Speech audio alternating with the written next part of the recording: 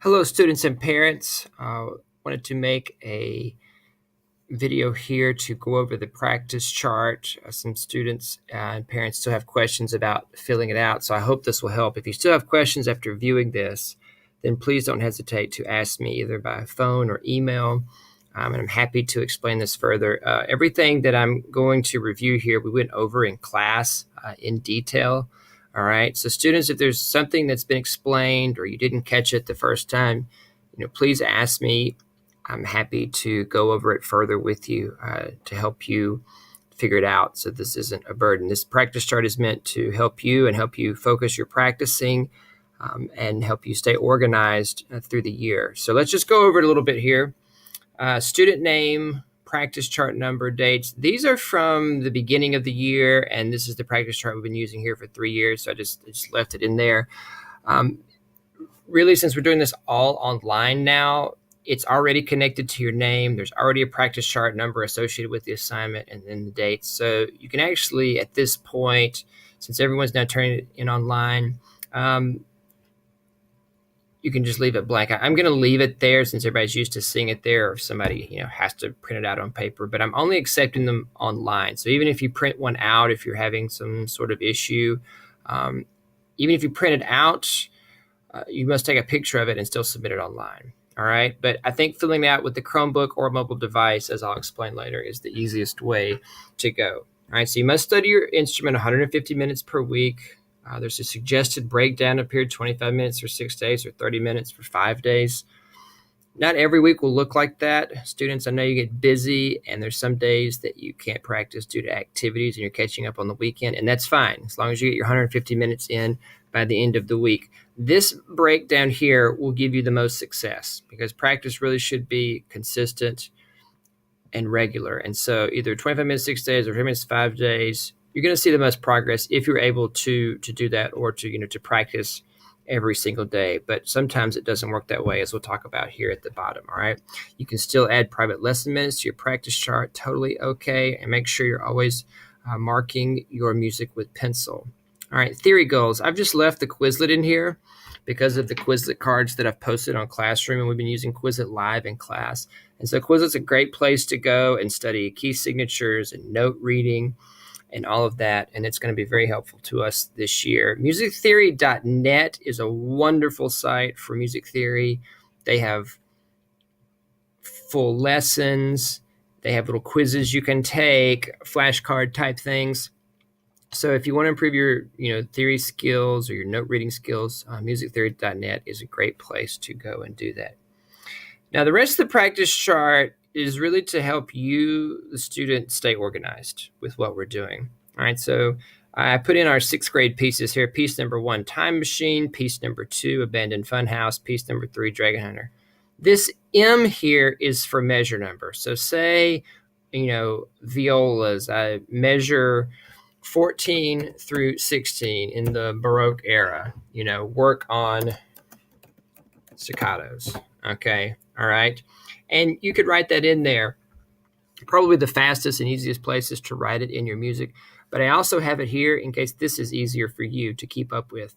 Again, it's to help you stay organized with your practicing, hopefully make it more structured, and remember what you're supposed to practice. Because I often get that question from students and parents, what are they supposed to be practicing at home? And this practice chart is your place to help keep up with that. I hope that everyone is writing in their music what they need to be practicing as we're saying it in class, but you can also write it here. All right. And we have piece number 2, Abandoned Funhouse, same thing, measure numbers. You can also just, if you want to, let me know what measures you're practicing, for when you come down and fill out this practice reflection, because maybe you practiced something on, Monday or Tuesday, and you learned something really great and you want to remember it later. You might put a little star or something next to it, and then you can remember it later when you do the reflection.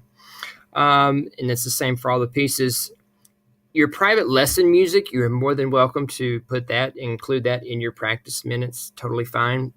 If you're practicing a Bach minuet or Mozart minuet or something like that, I just put that in there as an example. Really, any piece from your lessons is fine.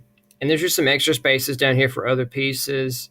For students in honors, of course, you might put your honors music down here in these. All right. Again, this is for you students to help you stay organized and keep up with what you're supposed to be practicing. Solos, duets, trios, quartets. We haven't gotten to solo and ensemble, which will be in the spring. And so when we get there, this will be a place to help you keep up with that music. Strolling strings, that only applies to honors students. Now, down here at the bottom is where you're actually going to keep up with the amount of time that you have practiced.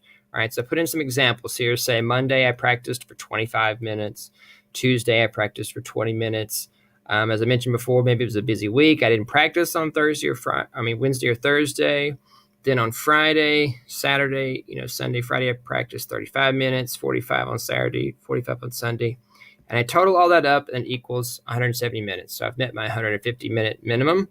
Okay, put that there under total. Now, included in the grand total, you can include your time spent on reflection. So, if you made a 5-minute video, then of course you watched it for 5 minutes, and then you spent 10 minutes, okay,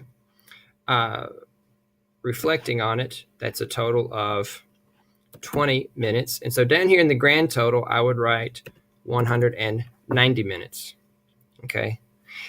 As long as it all equals up to 150, it's fine. So say this here, let me shave 40 minutes on. I had a big soccer game. I only practiced for 5 minutes on Sunday.